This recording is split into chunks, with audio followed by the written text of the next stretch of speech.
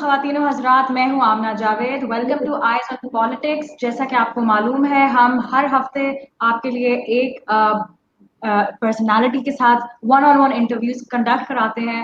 اور آج ہمارے مہمان ہیں، وہ بڑے جانے مانے اور منجے ہوئے سیاستدان ہیں پاکستان کے.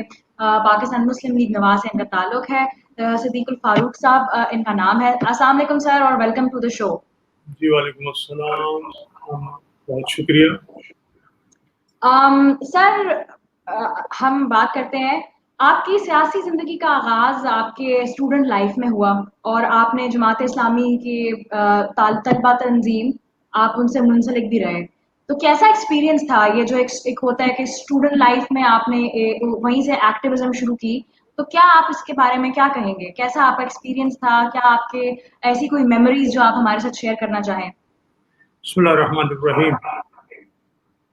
جی، اسلامی جمعیت طلبہ میں نے باقاعدہ تو جوائن نہیں کی، نہ جماعت اسلامی کا میں کوئی ممبر تھا، لیکن ان سے منسلک یعنی اسلامی جمعیت طلبہ نے ایک کیڈر رکھا تھا، رفیق، ساتھی، دوست کہہ لیں، اور میں بھی رفیق تھا. اور قرآن پاک پڑھنے اور سمجھنے کے شوق میں مولانا مودودی رحمۃ اللہ علیہ کی میں نے تفسیر اور مختلف کتابیں پڑھیں، اور میں سمجھتا ہوں کہ وہ علماء میں سے ایک بہت بڑے عالم جنہوں نے وہ جو انفیریٹی کمپلیکس مسلمانوں میں اور مسلمان نوجوانوں میں کہیں سے آ گیا تھا غلامی کے دنوں میں، اس کو دور کرنے میں انہوں نے بہت بڑا کردار ادا کیا. انہوں نے بتایا کہ مسلمان کوئی معمولی چیز نہیں ہے، بڑی ہستی ہے. شرط یہ ہے کہ وہ اپنا دین سمجھے اور اس پر عمل کرے. تو یہ وہ پہلا زینہ تھا. مولانا مودودی رحمۃ اللہ علیہ کی تصنیفات کا مطالعہ اور پھر جماعت اسلامی سے رابطہ، اور کالج میں چونکہ میں government post graduate college Asghar Mall میں پڑھ رہا تھا، تو وہاں جمعیت کا باہر ایک باقاعدہ دفتر ہوتا تھا، اس میں آنا جانا شروع کیا. تو جہاں تک دین کی تعلیمات کا تعلق ہے، جہاں تک ان کی تنظیم کا تعلق ہے، وہ تو بہت اچھی چیزیں ہیں اور دین کی سمجھ بھی آتی ہے مولانا مودودی رحمۃ اللہ علیہ کے ذریعے.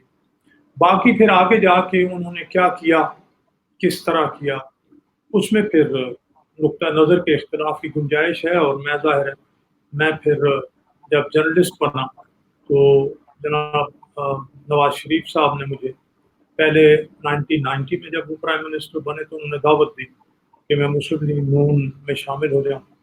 تو اس وقت میں کچھ 3 ایک جگہ بیک وقت کام کر رہا تھا ایز جرنلسٹ. ایک انٹرنیشنل اخبار بھی میرے پاس تھا. تو 93 میں جب غلام اسحاق خان نے اسمبلی توڑی اور میں پی ایم ہاؤس بھاگا گیا، تو انہوں نے مجھے اپنا پہلی جو اسٹیٹمنٹ تھی، ریئیکشن تھا، وہ لکھنے کو کہا. وہ میں نے لکھا، وہ انہوں نے پڑھا، سوالوں کے جواب دیے، اور نیکسٹ ڈے مجھے انہوں نے بلایا کہ آپ فلاں جگہ تشریف لیں. میں وہاں پہنچا تو پھر انہوں نے مجھے دعوت دی کہ آپ مسلم لیگ میں آپ شامل ہو جائیں. تو پھر میں شامل ہو گیا اسی میں. سر اب آپ نے کہا کہ یہ جو ہمارے ہوتے ہیں طلبہ تنظیمیں، ان کا اس ٹائم پہ آپ نے ذکر کیا کہ کافی آئیڈیولوجیکل ایک ایسپیکٹ تھا، جس طرح جمعیت طلبہ اسلام کا آپ نے بتایا کہ وہ مولانا مودودی سے کافی زیادہ انفلوئنس ہو کے اور وہ ایک آئیڈیولوجیکل اسٹریم میں چل پڑتے تھے. آج کا اگر آپ دیکھیں تو آج بھی طلبہ تنظیمیں بہت ساری ہیں.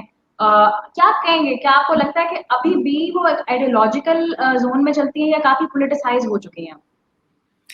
دیکھیے، وہ وقت جو تھا اس وقت آپ دیکھیں گے انڈونیشیا میں، انڈیا میں، دوسرے ملکوں میں، خود پاکستان میں، تو وہ اپنا ایشیا سبز ہے اور ایشیا سرخ ہے، اور سوشلزم اور کمیونزم اور کیپٹلزم اور پھر اسلام، یہ ایک جنگ جاری تھی.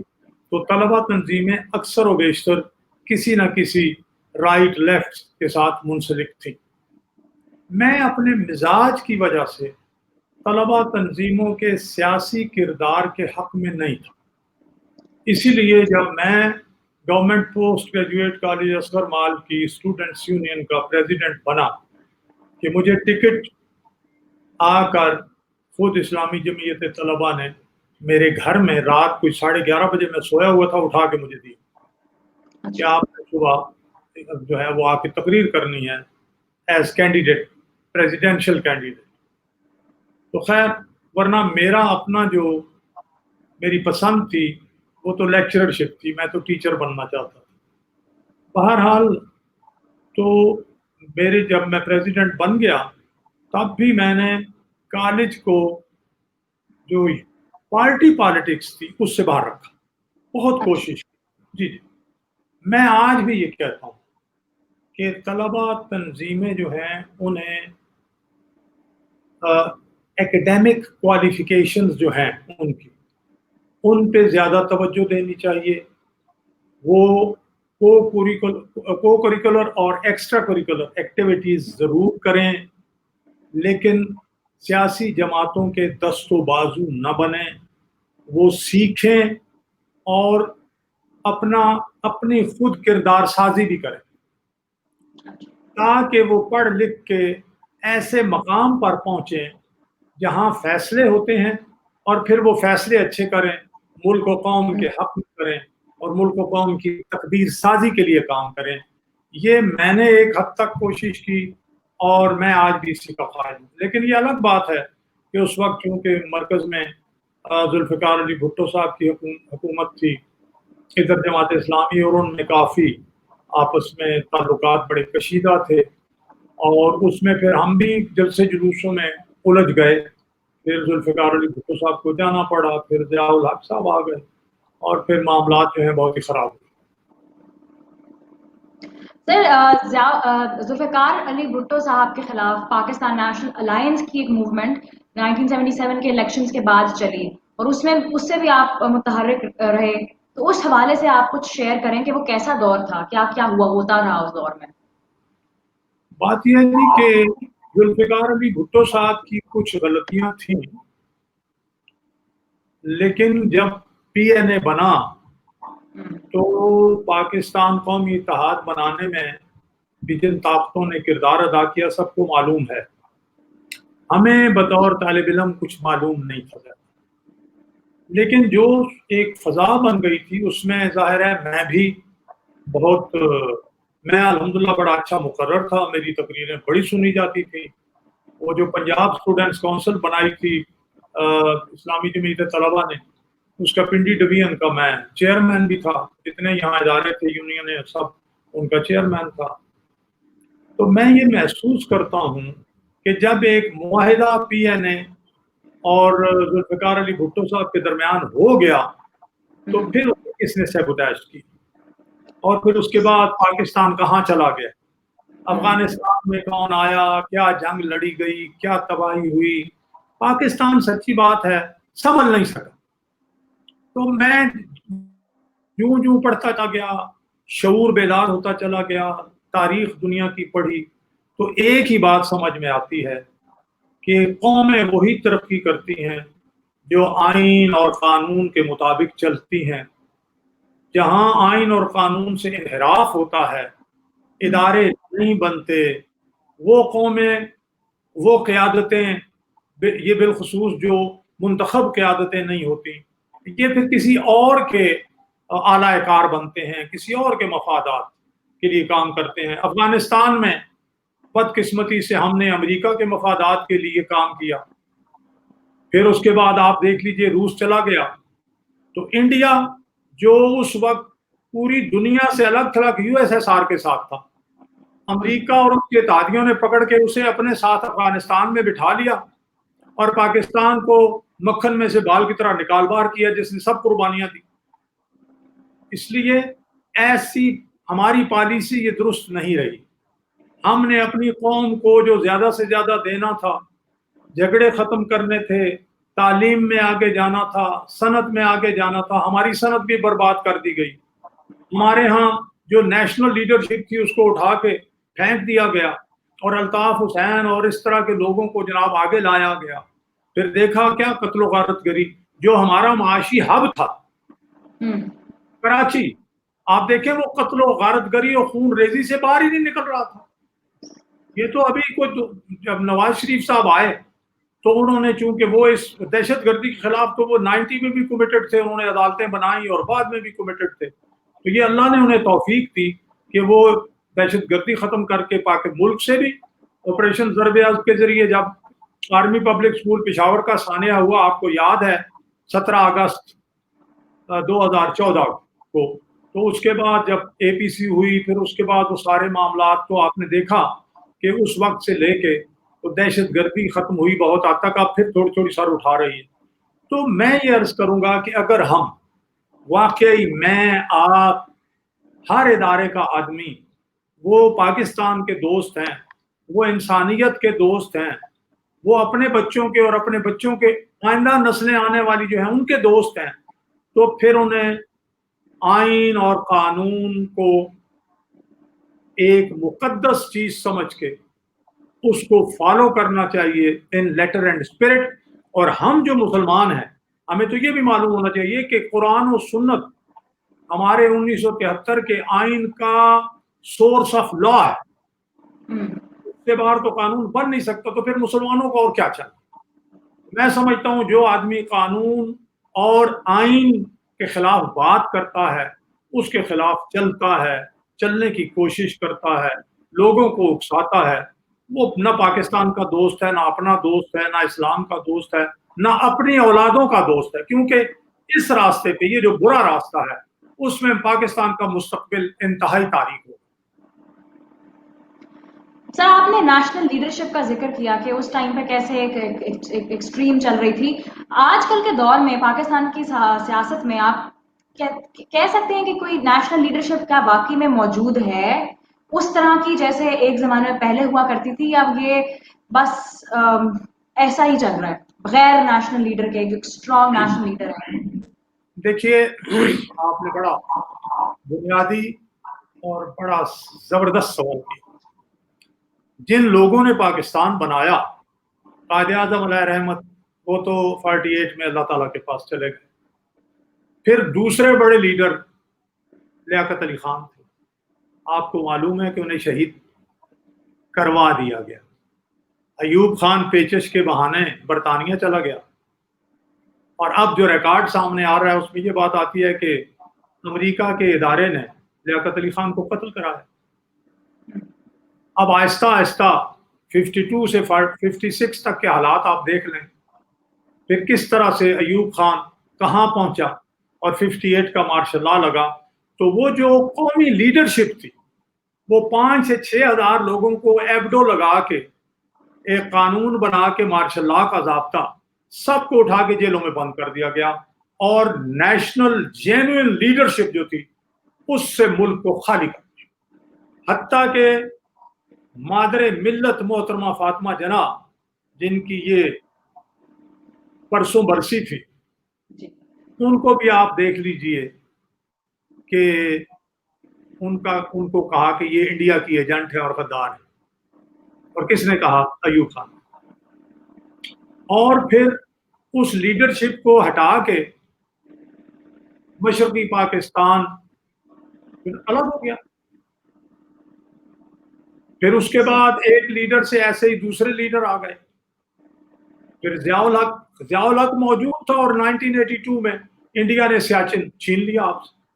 یعنی اس وقت آپ یہ غور کیجئے, اور آپ کے اس پروگرام کے ذریعے جتنے ناظرین ہیں یا دیکھنے والی آنکھیں اور سننے والے کان ہیں, وہ یہ ذرا ذہن میں رکھیں کہ پاکستان جس نے جان دی, جو لڑ رہا تھا, 60-70 ہزار انسانوں کا جس نے خون دے دیا, ساری دنیا کے ساتھ دہشت گردی کے خلاف کھڑا ہو گیا, یو ایس ایس آر کے خلاف جس نے قبضہ کیا تھا, اور انڈیا جو یو ایس ایس آر کا ساتھ دے رہا.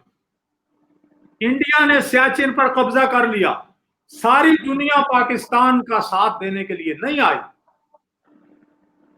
چاہیے تھا کہ انڈیا جو اس وقت آزادی کا دشمن اور دہشت گردی کا ساتھ دے رہا تھا, کہ اس سے نہ صرف سیاچن بلکہ کشمیر بھی لے کے دیتی دنیا. مجال نہیں تھی انڈیا کی کہ پوری دنیا کے سامنے کھڑا ہو سکتا، لیکن انہوں نے ہمیں نہیں آج تک سیاچین نہیں لے کے دیا، ہم قربانیاں دیں، تو ہمیں تو استعمال کیا گیا۔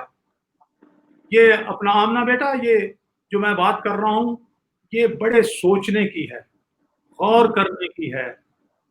یہ جب تک ہم سوچیں گے نہیں، عقل سے کام نہیں لیں گے۔ اللہ تبارک و تعالیٰ بھی قرآن پاک میں بار بار یہی فرماتے ہیں، فَاعْتَبِرُوا یا اولي الابصار، اے بصیرت والو عبرت پکڑو۔ اللہ تعالیٰ واقعات بتاتے ہیں، قوم عاد، قوم سمود کس طرح سے کیوں برباد ہوئی قومیں ان واقعات سے۔ یا اولي الالباب، اے عقل والو۔ تو میں بھی یہ کہتا ہوں کہ عقل و شعور والے لوگ جو ہیں وہ ان واقعات سے، جو پاکستان کی 73 سال کی تاریخ کو بہت کو سینکڑوں سال کی تاریخ نہیں ہے، اس میں جو یہ سانحے ہوئے ہیں اس کا غیر جانبدارانہ تجزیہ کریں، یعنی انڈیپینڈنٹ انالیسس کریں۔ It will lead you to the right, it will guide you to the right path۔ جس طرح سر آپ نے بھی ذکر کیا کہ کشمیر اور سیاچن ایک بہت بڑا ایک ایشو تب بھی تھا، اور اب تو وہ اور زیادہ گمبھیر صورتحال بن گئی ہے۔ ابھی جو آپ نے ذکر کیا کہ جیسے ایک طرح سے چھین لیا گیا، اور تو کیا آپ دیکھتے ہیں کہ موجودہ حکومت ایک جو تگ و دوڑ لگائی ہوئی ہے، کیا وہ ٹھیک کر رہے ہیں؟ جس طرح وہ یونائٹڈ نیشنز کے اندر اپنا ایک سٹانس پیش کرتے ہیں، اور وہ پرائم منسٹر صاحب ہر جگہ سے جہاں جہاں ہوتا ہے ہر فورم پہ کشمیر کا ذکر ضرور چھیڑتے ہیں، تو آپ کو لگتا ہے کہ یہ کوئی یہ کوئی اچھی پالیسی ہے، اس کا کوئی اچھا نتیجہ نکلے گا؟ پہلی بات تو یہ ہے کہ کوئی مسئلہ باتوں سے یا ایک تقریر سے حل نہیں ہوتا۔ وہ جو علامہ اقبال نے کہا نا کہ عمل سے زندگی بنتی ہے جنت بھی جہنم۔ عمل اچھا کریں گے تو جنت، عمل برا کریں گے تو جہنم۔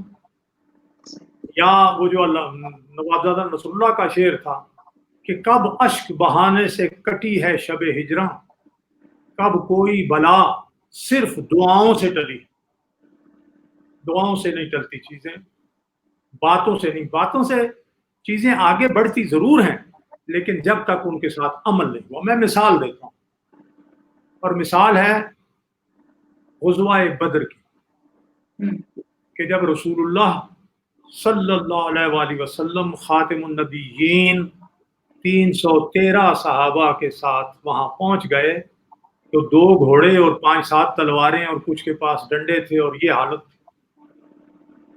اس وقت رسول اللہ صلی اللہ علیہ وسلم سر جھکا دیا، دعا کے لیے سجدے میں چلے گئے اور رو رو کے دعا کرنے لگے کہ اللہ میں تو یہ جو ساتھی ہیں میں لے کے آ گیا ہوں میدان میں، اب اگر آپ نے ساتھ نہ دیا تو پھر مٹ جائیں گے ہم، اور قیامت تک پھر آپ کا شاید نام لینے والا کوئی نہ۔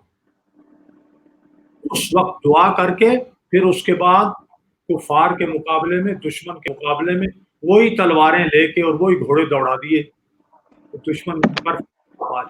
اور اس پہ بھی علامہ اقبال نے کہا کہ فضائے بدر پیدا کر، فرشتے تیری نصرت کو اتر سکتے ہیں گردوں سے قطار اندر قطار اب۔ یعنی بدر کی فضا پیدا کر، قربانی کا جذبہ لے کے میدان عمل میں اتر، پھر دعا کر تو آسمان سے آج بھی تیری مدد کے لیے فرشتے اللہ تعالیٰ بھیج سکتا ہے۔ اب اس حکومت کا اگر آپ دیکھیں، ان کے قول و فعل میں تضاد ہے، ان کے قول و فعل میں یکسانیت نہیں ہے۔ انہوں نے 100 دنوں میں تبدیلی لانے کی باتیں کی، انہوں نے قرضے لینے کی بجائے IMF سے اپنے آپ کو گولی مارنے اور خودکشی کرنے کی باتیں کی۔ انہوں نے کہا کہ احتساب مجھ سے شروع کیا جائے اور میرے کابینہ کے ارکان سے شروع کیا جائے۔ انہوں نے میرٹ کی بات کی، انہوں نے احتساب اور احتساب کے دونوں پلڑے برابر رکھنے کی بات کی، انہوں نے کشمیر کی بات کی، ہر جمعے کو ہم باہر نکلیں گے، ہم یہ کریں گے، ہم وہ کریں گے۔ ایک تقریر کرنے کے بعد، اور میں آپ کی توجہ دلاؤں گا کہ اس سے پہلے نواز شریف صاحب کی اقوام متحدہ میں تقریر، جب وانی کی شہادت کا بھی انہوں نے ذکر کیا، اس کو بھی سامنے رکھ کے دیکھیں۔ اس کے فالو اپ میں کیا کیا؟ نواز شریف صاحب تک انڈین قیادت کو جو اسپیشل کلاس تھی، اسپیشل آرٹیکل جس میں کشمیر کو اسپیشل اسٹیٹس دیا گیا تھا، وہ ختم کرنے کی کسی کو ضرورت نہیں تھی. اب انہوں نے وہ بھی ختم کر دیا. روز وہ بمباری کر رہے ہیں لائن آف کنٹرول پہ. ادھر ہمارے آزاد کشمیر میں کشمیری شہید ہو رہے ہیں، ادھر مقبوضہ کشمیر میں کشمیریوں کو روزانہ شہید کیا جا رہا ہے، اندھا بنایا جا رہا ہے. اور موجودہ حکومت کی زبردست جدوجہد کے باوجود 3 سے چوتھا ووٹ نہیں مل سکا. سعودی عرب بھی نہیں ساتھ دے رہا، خلیجی ریاستیں بھی ساتھ نہیں دے رہی. امریکہ تو آپ دیکھ لیں، وہ لپ سروس ٹرمپ صاحب بڑی کرتے ہیں. تو یہ قول و فعل میں تضاد ہے. دوسری بات ہے کمپیٹنس کی، اہلیت کی کمی ہے، اور خود پسندی ہے، تکبر ہے. اور تکبر بالخصوص جب آدمی نالائق ہو تو پھر تو کام خراب کرتا ہے. اس لیے اب تک چاہے فارن افیئرز میں کشمیر کے سمیت باقی چیزیں رکھیں، چاہے داخلی محاذ پہ آپ دیکھیں، چاہے اقتصادی حوالے سے دیکھیں، اور چاہے کرونا کو ہی دیکھ لیں، آپ کو ہر جگہ کنفیوژن نظر آئے گی. کہیں کلیئرٹی نہیں ہے. آج ایک کو تبدیل کیا، پرسوں دوسرے کو لائے، کل پرسوں اس کو تبدیل کیا، پھر دوسرے کو لے کے آئے. ابھی اس نے اچھی طرح سے سمجھا نہیں ہے کہ میرا جو جاب ہے، میری اسائنمنٹ ہے کیا، اس کو ٹرانسفر کر کے دوسرا لے آئے. اس طرح سے چیزیں نہیں بنتی، اور بالخصوص قومیں اور ملک نہیں سنورتے. تو سر جس طرح کرونا کی اگر بات کریں تو شروع میں بڑی تنقید اپوزیشن نے کی کہ حکومت سے سنبھل نہیں رہا. عید کے بعد پھر ایک دم سپائک کافی زیادہ ہو گئی کرونا کے کیسز کی، اور اس پہ مزید تنقید ہوئی. لیکن ابھی دیکھنے میں آ رہا ہے کہ یہ تھوڑا سا اس کا ایک جو ہے وہ کم ہو رہا ہے، کیسز بھی روز کم آ رہے ہیں. تو کیا آپ کو لگتا ہے کہ واقعی کیسز کم ہیں، یا اس لیے کیسز کم آ رہے ہیں کیونکہ ٹیسٹنگ نہیں ہو رہی، یا اس میں واقعی میں حکومت نے ایک اچھا کام کیا ہے؟ دیکھیے، کورونا تو، اور مجھے جاننے والے سب جانتے ہیں کہ میں حقائق سامنے رکھ کر ہی بات کرتا ہوں. کرونا پاکستان کی سرزمین پر تو نہیں تھی، یہ تو پاکستان بارڈر سے امپورٹ کیا گیا. اگر چین سے طلبہ نہیں لائے جا رہے تھے تو تافتان بارڈر سے بھی 7,000 لوگوں کو وہیں کوارنٹائن کرنا تھا. جب تک وہ ٹھیک نہ ہو جاتے، کرونا کا شکار اور صحت مند لوگ الگ الگ نہ ہو جاتے، اس وقت تک انہیں پاکستان کے اندر نہیں آنے دینا چاہیے. لیکن وہ مریض لوگ سارے ملک کے اندر پھیلا دیے گئے اور کرونا پھیل گیا. اس کے بعد جو بہترین مثال تھی وہ چین کی تھی. شروع میں ہی آپ 6 ہفتے کا لاک ڈاؤن کر دیتے، کرونا جہاں تھا وہیں رہتا. لیکن آپ نے کہا نہیں، دیہڑی دار اور فلاں اور اس طرح کی باتیں کر کر آ کے آپ نے الٹیمیٹلی زیادہ سے زیادہ ایک تو کرونا پھیلنے دیا، دوسرا آپ نے کیا کیا، وہی 4,000 روپے مہینہ جو پہلے 1,200 تھے، اور 1,200 سے پھر نواز شریف صاحب نے اس کو 4,000 تک پہنچایا، اور وہ بے نظیر انکم سپورٹ پروگرام تھا، اس کا نام آپ نے بدلا، اور وہ آپ نے 3 مہینے کے لیے دے دیے. وہ 3 مہینے کے 12,000 روپے کسی کو پورے ملے ہیں، کسی کو نہیں ملے. وہ کب تک کھائیں گے؟ پھر آپ نے عید سے پہلے لاک ڈاؤن جو تھوڑا نام کا تھا وہ بھی ختم کر دیا. پھر آپ نے خود ذکر کیا کس طرح پھیلا. اس وقت صورتحال یہ ہے کہ جو یہ افواہیں اور ان کے اقدامات ہیں، ان کی وجہ سے نہ لوگوں کو حکومت پہ اعتماد ہے، نہ اسپتالوں پہ اعتماد ہے. لوگ یہ سمجھتے ہیں وہاں مر گیا کرونا والا تو اس کو لاش بھی نہیں دیں گے. آپ کو باتیں بھی آ رہی ہیں کہ بعض اسپتال والے 5 لاکھ روپے 6 لاکھ روپے رشوت لے کے تو لاش دے دیتے ہیں. اس سے لوگ نہیں جا رہے اسپتالوں میں. لیکن پاکستان میں ڈیتھ ریٹ تو شروع سے ہی دوسرے ملکوں کے مقابلے میں کم تھا. میری اپنی 6 یا 7 فیملیز ہیں اور جاننے والے جن کو پوری فیملی کو کرونا ہو گیا، اور وہ سارے لوگ ماشاءاللہ ریکور بھی کر گئے. گھر میں ہی وہ کوارنٹائن انہوں نے اپنے آپ کو کر لیا، سوائے ایک بزرگ خاتون کے جن کی عمر 50 سال تھی اور جو 25 سال سے بیڈ پہ تھی. ان کے پھیپڑے بھی خراب تھے, وہ بات بھی نہیں کر سکتی تھی, ان کا ہارٹ کا پرابلم بھی تھا, وہ خود مطلب ہے واش روم میں بھی نہیں جا سکتی تھی. تو وہ 14-15 دن بیمار رہنے کے بعد فوت ہوئیں. باقی جو ہماری فیملی کے جاننے والی فیملیز تھیں وہ سارے ماشاءاللہ ریکور کر. لیکن یہ نہیں ہے کہ کرونا پھیلا نہیں ہے. کرونا حکومت کے اعداد و شمار سے 20-30 ٹائم زیادہ پھیلا ہوا ہے. لوگوں کو ان پر اعتماد ہی نہیں ہے. لوگ خود ہی کوئی پیراڈال کھا رہا ہے, کوئی سوشل میڈیا پہ بہت سی چیزیں آ رہی ہیں, کوئی جناب علی لہسن کھا رہا ہے, ساتھ ہی ادرک کھا رہا ہے. مجھ سے آپ اگر پوچھیں تو میں بالکل صبح پہلے کلونجی کے 15-20 دانے لے لیتا ہوں, چباتا ہوں پانی سے, پھر نماز پڑھ کے چھوٹا موٹا ناشتہ جب کرتا ہوں تو ایک جویا جو ہے وہ لہسن کا وہ ایک لقمے رکھ کے چبا لیتا ہوں کچا, پھر تھوڑی سی ادرک چبا لیتا ہوں. پھر باقی جو باہر نکلتے ہوئے یہ جو ماسک وغیرہ ہے یہ ہم استعمال کرتے ہیں, سینیٹائزر. تو اللہ کا شکر ہے لوگ انہی چیزوں پر عمل کر کے اپنے آپ کو بچا کے رکھے ہوئے ہیں. باقی کرونا بہت پھیلا ہوا ہے.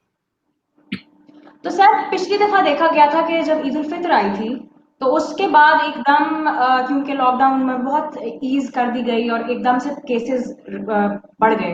ابھی کیسز کم ہے لیکن ابھی عید الاضحیٰ بالکل ہمارے کونے پہ کھڑی ہے.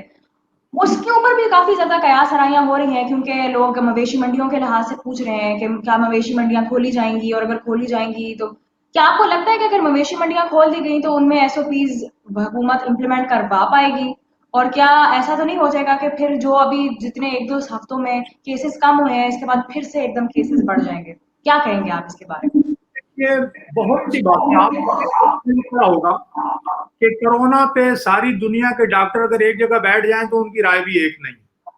ڈاکٹر کی مختلف آراء ہیں. کبھی سامنے آتا تھا 3 فٹ کا فاصلہ رکھیں, پھر آیا 6 فٹ کا فاصلہ رکھیں, پھر آیا ہوا کے ذریعے پھیل جاتا ہے, پھر آیا جی نوٹوں کے ذریعے بھی پھیلتا ہے, پھر جی باہر سے آئیں تو کپڑے تبدیل کر لیں اور غسل کریں. وہ کرتے کراتے ہم یہاں تک پہنچے ہیں. میں نے جو محسوس کیا ہے وہ یہ ہے کہ اپنے اپنے ملک میں اپنی اپنی فضا جو ہے اس کے مطابق ہمیں یہ جو جڑی بوٹیاں وغیرہ ہیں ان سے استفادہ کرنا چاہیے. اور دوسرا جو عوامی رد عمل ہے یا عوامی سوچ اور اپروچ ہے وہ تو جب آپ انہیں تھوڑی سی ڈھیل دیتی ہیں نا جی پھر وہ باقی خود ہی کر لیتے ہیں. پھر وہ کوئی ایس او پیز وغیرہ کا خیال نہیں رکھتے. اب جب مارکیٹ کھلی ہیں اور تھوڑے سے لوگوں نے, بہت زیادہ لوگوں نے تھوڑے وقت میں جانا ہے, چیزیں خریدنی ہیں. آپ کو پتہ ہے عیدوں میں کیا خریداری ہوتی ہے. ابھی آپ منڈیوں کی بات کریں گے, ابھی کانگو وائرس کی باتیں بھی ہو رہی ہیں. اب منڈیوں میں لوگ تو جائیں گے. اب اس کا کوئی طریقہ, دوسری بات یہ ہے کہ ہماری قوم کی تربیت نہیں کی گئی. قوموں کی تربیت ہوتی ہے جن کے لیڈر آئین اور قانون کے پابند ہوں, جن کے افسر, جن کے ادارے خود آئین اور قانون کے پابند ہوں. قوم بھی پابند ہوتی ہے. لیکن جب لیڈر, جس کو لیڈر بنا دیا گیا ہو یا لیڈر ہو, وہ خود کنفیوزڈ ہو, وہ خود عمل درآمد نہ کرے, وہ خود جو ہے وہ لاک ڈاؤن کی مخالفت کرے, کبھی اسمارٹ لاک ڈاؤن, کبھی کھول دیا جائے وغیرہ وغیرہ, تو پھر عام آدمی بھی کہتا ہے چلے چھوڑے جی کیا ہے, اللہ مالک ہے, جس دن موت آنی ہے آ جائے گی. حالانکہ اللہ اور اس کے رسول کی یہ تعلیمات نہیں ہیں. اللہ کے رسول صلی اللہ علیہ وسلم نے فرمایا جہاں وبا ہو وہاں باہر کے لوگ نہ جائیں, اور جو لوگ وہاں موجود ہیں وہ وہاں سے باہر نہ نکلیں. تو یہ وہ ایس او پی ہے جو اللہ اور اللہ کے رسول نے بتایا ہے. ہم عقل نہیں استعمال کریں اور یہ کہیں کہ جی جو اللہ کرے گا تو پھر وہی ہوگا. جو اللہ کرتا ہے وہ ہوتا تو ہے, لیکن اللہ نے ہی تو بتایا ہے کہ میدان جنگ میں اترو تو اپنی حفاظت کرو. رسول اللہ صلی اللہ علیہ وسلم نے خود بھی پہنا, آپ صلی اللہ علیہ وسلم نے ذرا بکٹر بھی پہنی, آپ نے تلوار بھی ہاتھ میں رکھی, آپ نے ڈھال بھی اٹھائی. تو یہ تو نہیں کہا کہ ٹھیک ہے جی بس اب جب موت آنی آ جائے گی, مجھے کیا ضرورت ہے ڈھال کی اور مجھے کیا ضرورت ہے ذرا بکٹر کی. یہ سارے کام آپ نے کیے. تو ہمیں بھی یہی کرنا چاہیے, احتیاط کرنی چاہیے. سر تھوڑا سا ہسٹری کی طرف واپس جاتے ہیں. مشرف دور میں میاں نواز شریف صاحب جب باہر گئے تو کیا وہ درست فیصلہ تھا؟ کیونکہ بہت سارے لوگوں کا اور تجزیہ کار کا یہ خیال ہے کہ جب وہ باہر چلے گئے تو پارٹی بالکل ایک طرح سے ادھوری سی رہ گئی، اور پارٹی کے لوگوں کا یہ خیال تھا کہ ان کو تنہا چھوڑ کے چلے گئے ہیں. آپ کا کیا اس کے بارے میں خیال ہے؟ میں سمجھتا ہوں کہ جناب نواز شریف صاحب کا وہ فیصلہ جو در حقیقت ان کے والد گرامی میاں محمد شریف صاحب کا فیصلہ تھا، وہ درست تھا. صحیح. جیل میں ڈال دیا، پوری فیملی کو ڈال دیا، بیٹوں کو ڈال دیا. میں آپ کے سامنے بیٹھا ہوں، مجھے جیل میں ڈال دیا گیا، مجھے پیشکشیں ہوتی رہیں کہ آپ چھوڑ دیں. یعنی مجھے ہوں. 3 عہدے پیش کیے جاتے تھے. ایک یہ کہ کاف لیگ کا سیکرٹری اطلاعات آپ کو بنائیں گے، دوسرا یہ تھا کہ سینیٹر بنا دیں گے 2، اور تیسرا minister of state for information. تو یہ 3 عہدے آپ کو دیتے ہیں، آپ کیا ڈھونڈتے ہیں نواز شریف کے پاس؟ میں نے کہا نہیں، میرا وزیر اعظم آج بھی وہی ہے جو آئینی وزیر اعظم ہے، میں نہیں مانتا ان چیزوں کو. تو جب لیڈرشپ کو کام کرنے ہی نہ دیا جائے، نواز شریف کو سزائے موت سنوائی جائے، باقی لوگوں کو اٹھا کے جیلوں میں ڈال دیا جائے، تو کام کرنے کا کیا امکان باقی رہتا ہے؟ تو میاں صاحب کے والد صاحب نے یہ کہا کہ بجائے یہاں جیل میں رہنے کے، یہ ایک موقع مل رہا ہے، انہوں نے ہمیشہ تو رہنا نہیں ہے، تو ہم وہاں پر رہ کے معاملات پہ غور کرتے ہیں اور پھر انشاءاللہ واپس آ جائیں گے. پھر میں آپ کو ایک واقعہ سناتا ہوں. نواز شریف صاحب وہیں جدہ میں تھے، میں 2003 میں ملنے گیا جب جیل سے میں باہر آیا. تو 2-3 MNA تھے، انہوں نے فون کیے کہ جی ایک MNA صاحب نے کہا جی کہ مجھے یہ کہا گیا ہے، وہ کاروباری آدمی تھے، کہ تمہاری 2 بیٹیاں کالج جاتی ہیں، فلاں فلاں کالج ہمیں پتا ہے، تمہارا فلاں گودام ہے اس میں یہ مال پڑا ہوا ہے، اگر تم نہیں جوائن کرو گے تو تمہاری بیٹیوں کی سلامتی بھی کوئی ضمانت نہیں ہے اور تمہارا یہ گودام جل بھی سکتا ہے. انہوں نے میاں صاحب سے پوچھا کہ میاں صاحب مجھے بتائیں میں کیا کروں. میاں صاحب نے کہا میں آپ کو یہ کہتا ہوں کہ اپنی اور اپنی بچوں کی حفاظت کا خیال رکھیں، باقی انشاءاللہ العزیز. دل آپ کا کیا کہتا ہے؟ انہوں نے کہا دل تو میرا آپ کے ساتھ ہے. انہوں نے کہا بس پھر خیر ہے، ابھی آپ اپنی جان کو بچائیں. تو اس طرح یعنی ایسے حالات میں کوئی کیا کردار ادا کرے. آہستہ آہستہ پھر یہ ہوا، آپ کو پتا ہے ARD بنی، آگے بڑھی چیزیں، پھر وہ حالات وہاں پہنچے کہ پھر وہ لیڈر آ گئے واپس. سر، میاں نواز شریف صاحب کی تیسری وزارت عظمیٰ میں آپ ایویکیوی ٹرسٹ کے سربراہ بنائے گئے، اور آپ نے اس ٹائم پہ اقلیتوں کے لیے کیا کیا ایسی پالیسیز بنائی جو آپ ہمیں بتا سکتے ہیں جو کہ ورتھ مینشننگ ہے؟ دیکھیے جی، پہلی بات تو جناب نواز شریف نے مجھے 2013 میں کہا کہ یہ آپ ایویکیو ٹرسٹ سنبھال لیں، اس میں بڑی کرپشن ہوئی ہے تو آپ ٹھیک کریں. تو میں نے معذرت کر لی کہ یہ پراپرٹیز کے معاملات ہیں. پھر 1 سال کے بعد بلا کے انہوں نے کہا اب میرا حکم ہے، آپ کے علاوہ کوئی نہیں ٹھیک کر سکتا، آپ اسے ٹھیک کریں. اور ساتھ یہ کہا کہ دیکھیں وہاں 2 اقلیتیں ہیں، ہندو بھی اور سکھ بھی، تو ان کی اتنی خدمت کریں کہ ان کمیونٹیز کی بالکل آنکھیں اور ان کا جو ہے نا کلیجہ ٹھنڈا ہو. میں نے کہا جی ٹھیک ہے، میں انشاءاللہ. پھر جا کے سب سے بنیادی چیز ان کی عبادت گاہیں، جو تاریخی عبادت گاہیں تھی، بڑی عبادت گاہیں تھی، ان کو یعنی جو تاریخی طور پر دوبارہ نہیں بن سکتے. مثال کے طور پر ننکانہ صاحب میں گرو صاحب کا جو ہے وہ جنم استھان ہے، ظاہر ہے وہ کہیں اور نہیں پیدا ہو سکتے. اور اسی طرح سے کرتارپور صاحب میں وہ ان کی وفات ہوئی، اب کسی اور جگہ نہیں ہو سکتی. اب یہ 2 اور چیزیں تو نہیں بن سکتی ہیں، باقی مندر اور گرودوارے بن سکتے ہیں. اسی طرح سے کٹاس راج اور کچھ ان کے بڑے بڑے استھان تھے. تو ایک تو ان میں جو خرابیاں تھیں، جو ٹوٹ پھوٹ تھی، جو جگہ کی کمی تھی، جو یاتریوں کے لیے سہولتوں کی عدم دستیابی تھی، وہ دور کی. ان کے مثلا ننکانہ صاحب میں ان کے پینے کا پانی تھا، وہ خراب تھا. میں نے تو جاتے ہی 18 دن میں وہاں واٹر ٹریٹمنٹ پلانٹ لگا کے اس پانی کو صاف ستھرا کر دیا، اور پھر وہ دنیا بھر میں جانے لگا پانی. اسی طرح سے کرتارپور صاحب میں یہ جو ابھی उन्होंने कॉरिडोर बनाया। जब मैंने बनाना चाहा तो मुखालफत बहुत हुई, अच्छा, लेकिन मैंने वहाँ चारदीवारी बना दी और एक अंगीठा साहब बनाया। सही। अंगीठा साहब का मतलब ये है कि इनके गुरु ग्रंथ साहब जो हैं, जी, यानी इनकी जो किताब है ग्रंथ, जी, ग्रंथ। अच्छा, एक बात आपको बता दूं, ये जो ग्रंथ साहब मैं कह रहा हूँ, जी। तो सिखों की जुबान में साहब का मतलब है शरीफ। अच्छा, जैसे हम कुरान शरीफ कहते हैं ना, जी, तो वो ग्रंथ शरीफ कहने की बजाय ग्रंथ साहब कहते हैं। सही। हम मस्जिद शरीफ कहते हैं, तो वो अपने गुरुद्वारे को गुरुद्वारा साहब कहते हैं, ताकि बात समझ में आ जाए। तो वो मैंने, इनके ग्रंथ साहब जब ज़ईफ होते थे तो दुनिया भर से वो इकट्ठे होके उनको ये जलाने की एक रस्म करते हैं। तो जिस अंगीठी में करते हैं उसको अंगीठा साहब कहते हैं। वो इंडिया जाते थे, तो मैंने एक जो है अंगीठा अंगीठा साहब, वो मैंने करतारपुर साहब में बना दिया, जिससे अब जो है वो ग्रंथ साहब वहां जाके बाकायदा वो इलेक्ट्रॉनिक ऑटोमेटिक अंगीठा है, उसमें उसकी बाकायदा रस्म के तहत फिर उसकी जो राख होती है वो दरिया में बहाते हैं। इसी तरह से जो यात्रियों की तादाद मेरे दौर में बढ़ी।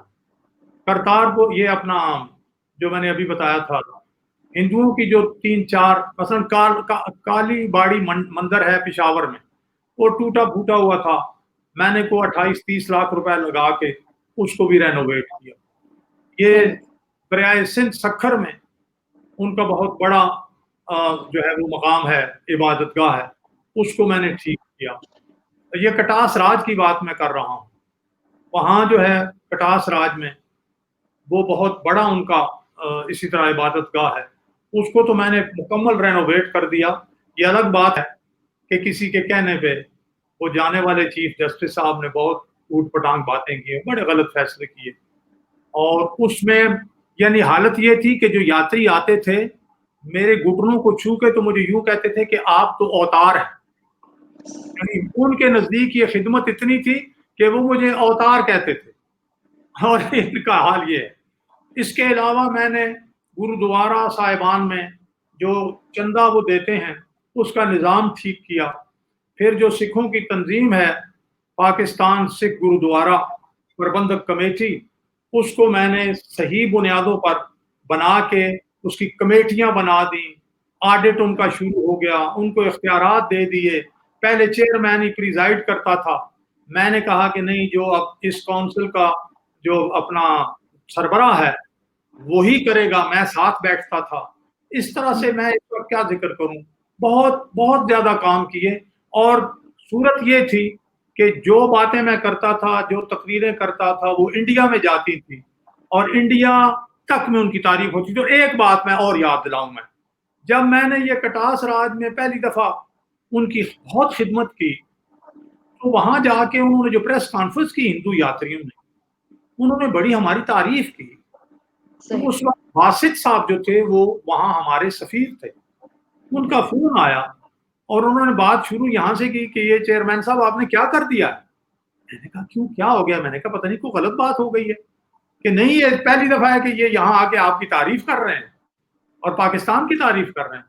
तो मैंने कहा जी, मैंने इस लिहाज से कि हमारे अल्लाह ने हुक्म दिया है, लकुम दीनुकुम वलिय दीन, तुम्हारे लिए तुम्हारा दीन, हमारे लिए हमारा दीन, ला इकराहा फिद दीन, दीन में कोई जबरदस्ती तो है नहीं। इनका ये दीन है, इनकी इबादतगाहें हैं। हमारा ये काम है कि इनको वो माहौल मुहैया करें जिनमें ये अपनी इबादतगाह करते हैं, रब का नाम लेते हैं तो लें। तो मैंने हर तासुब से बुलंद होकर अल्लाह और उसके रसूल के हुक्म के मुताबिक इनकी खिदमत की है। और मैंने अपना सूरा इखलास पढ़ के, तकरीर करके, इस्लाम की बातें भी इनके सामने रखी हैं।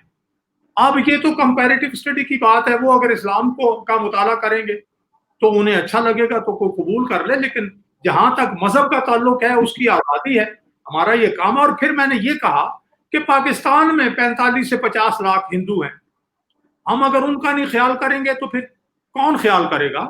और ये वो हिंदू हैं और ये वो सिख हैं जो पार्टीशन में इंडिया नहीं गए, अपनी मर्जी से पाकिस्तान में रहे, उन्हें पाकिस्तान से मोहब्बत है, वो हमारे शहरी हैं, हमें आइन के मुताबिक इनकी खिदमत करनी चाहिए। तो इस तरह से मैंने काम किया। तो सर, आपने क्योंकि माइनॉरिटीज के लिए इतना काम किया हुआ है, لیکن آج کل کے دور میں پھر بھی مائنورٹیز اپنے آپ کو اتنا انسیف کیوں سمجھتے ہیں؟ دیکھیے مائنارٹیز کے معاملے میں تو جمہوریت کی ماں برطانیہ جو ہے وہاں بھی وہ گنجے متعصب، اور ابھی آپ نے نیوزی لینڈ میں دیکھا، کبھی جرمنی میں، کبھی فرانس میں، امریکہ میں مسلمانوں پر، مسلمان عورتوں پر حملے ہوتے رہے ہیں، قتل و غارت گری لوگ کرتے رہتے ہیں۔ پاکستان، انڈیا میں بھی، لیکن پاکستان میں کوئی اکا دکا واقعہ ہو، کوئی متعصب آدمی ہو، یا کہیں اس کا کوئی مالی مفاد ہو کہ پراپرٹی خالی کرانی ہے، جیسے آپ نے ایک دو جگہ پنجاب میں دیکھا، آگ لگائی لوگوں نے وہ پراپرٹی کی وجہ سے، تاکہ اس پر قبضہ کریں۔ ویسے ہمارے پاکستانیوں میں مسلمان جو ہیں وہ اپنی جگہ، لیکن تعصب کم ہے۔